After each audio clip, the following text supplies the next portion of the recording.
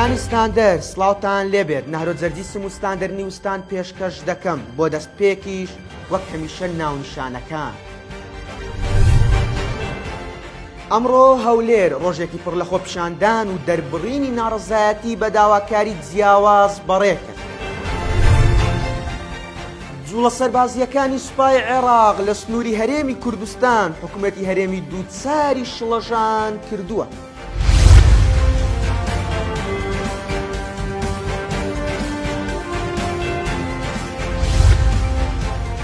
ئەمڕۆ چوارشەممە بەشێک لە شۆفێرانی تەکسی لە هەولێر لە چەندین بەنزیخانەی تایبەت بە دابینکردنی بەنزینی 690 دیناری بەخدا خۆپیشاندانیان ئەنجامدا. بەشێکی ئەو شۆفێرانەی کە قسەیان بۆ ستاندەر کردووە ناڕزایەتی لە بەرامبەر گرانی و کەمی بەنزینی دابینکراو دەردەبڕن. دەشڵێن ئەگەر حکوومەت کێشەکە چارەسەر نەکات خۆپیشاندان و ناڕزایەتیەکان زۆر فراوانتر دەبێت. جێی باسە تەنها لە 2 هەفتەی ڕابردوودا هەر لیترێک بەنزینی نۆرماڵ زیاتر لە 200 دیناری هاتۆتە سەر، ئەمەش فشاری زیاتری لەسەر بەنزینی 690 دیناری بەغدا دروست کردووە. سەرنجستان بۆ لێدوانی بەشێک لە شۆفێرە خۆپیشاندەرەکانی ئەمڕۆی هەولێر ڕادەکێشم کە قسەیان بۆ مایکی ستاندەر کردووە. هۆکارچێکە مارگوێران بۆ داوات دەکەی داواکاریەکان بچنە من ئیشم معیشەتم لەسەر ئەو سیارەیە والله معاشم نییە والله کەسم نییە کاسبین نۆکە والله کەسم نییە یعنی ئەم سیارەیە ئەگەر ڕۆژە 20,000 پێ هاتە ئەوش لە سرەی بەنزینی ڕۆژەوە مزارەیە نازانم بۆ بە داواکاری تەکسینایەتی ئەم ڕۆژە ئەم لە شوێ وەسڵم خدای شوێ بینێش هاتیمە 6 ساعت 7 ساعت تەکسی ڕاتەوە وەخوانێک بۆ کارژەیە خەلە لە گەشت دۆری لە خۆشمان یعنی ناڕێکی هەیە تویان هانە حکومەت بینیان عادە دایرە ئاسایشی بینی دایرە مروری بینیتن یعنی لێرە سڕەکەی ڕێک بخاتەوە وەلەو بەنزینەکەش کەمە. لەلایەکی تر شۆفێرانی هێڵی بنەسڵاوە کەرکووک ناڕزایەتی خۆیان بەهۆی بڕیارێکی فەرمی کە دەڵێت کرێی تەکسی لە 8,000ەوە بکەن بە 10,000 دینار دەربڕی. شۆفێرانی هێڵی بنەسڵاوە کەرکووک ڕایان گەیان پابەندی ئەو بڕیارە نابین خەڵک نەبوونە دوێنێ هاوپیشەیەکمانیان دەستگیر کرد و ئەمڕۆ بە مرد ئازاد کراوە. هەر لە هەولێر لە بەردەم ئەنجومەنی وەزیران هەڵگرانی بڕوانامەی ماستەر و دکتۆرا بە مەبەستی دامەزراندنیان گرد بوونەوە.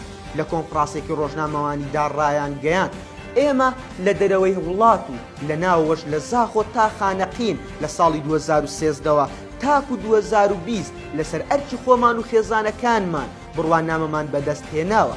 لە وەزارەتی خوێندنی باڵا بڕوانامەکانمان یەکسان کردووە و ئامادەین بۆ خزمەتکردن، بەڵام تاکو ئێستا دانەمەزراوی وەک خۆیان دەڵێن هۆکاری بێدەنجیمان تاکو ئێستا ڕەچاوکردنی بارودۆخی دارایی حکوومەت بووە. لە گردبوونەوەکەدا مامۆستایەکی زانکۆ بۆ ستاندەر دواوتی داواکاری ئێمە تەنیا دامەزراندنە و ڕاستە و خۆش پەیامەکە بۆ سەرۆکی حکوومەت و جێگرەکەیەتی. وتیشی لە هەوڵەکانمان بەردەوام دەبین ئامادەین خێمە لە بەردەم ئەنجومەنی وەزیران هەڵ بدەین و خۆپیشاندانی بەرفراوان بۆ بەدیهێنانی مافەکانمان و جێبەجێکردنی داواکاریەکانمان ئەنجام بدەین. جوڵە سەربازیەکانی سوپای عێراق لە ناوچە کوردستانیەکانی دەرەوەی ئیدارەی هەرێم نیگەرانی لای حکوومەتی هەرێم دروست کردووە.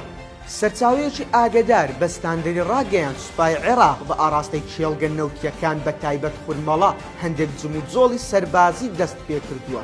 ئەمەش حکوومەتی هەرێمی کوردستانی تووشی دوودڵی کردووە. بۆیە لە 2 ڕۆژی ڕابردوودا لەسەر ئاستی باڵای حکوومەتی هەرێم کۆبوونەوەی تایبەت کراوە. نوێنەری حکوومەتی هەرێمی کوردستان لە بەغداش ڕاستپێردراوە کە بە دوواداچوون بۆ ئەم جموجۆڵانە بکات و داوای ڕوونکردنەوە لە حکوومەتی عێراق بکات. دوای دەرچوونی بڕیارەکەی دادگای فیدراڵی دژی یاسای نەوت و گازی هەرێم و تۆمارکردنی سکاڵا دژی کۆمپانیا بەرکارەکانی کەرتی نەوتی هەرێم گرژەکانی هەولێر و بەغدا زیاتر بووە. بۆیە هەر جوڵەیەکی سەربازی سوپای عێراق لەو ناوچانە کە نزیکن لە چێڵگە نەوتیەکان گومان دەکرێت پەیوەندیدار بێت بەدەست بەسەر داگرتنی چێڵگەکان. ستاندەر نیوزم پێشکەشکردن و کاتێکی شان.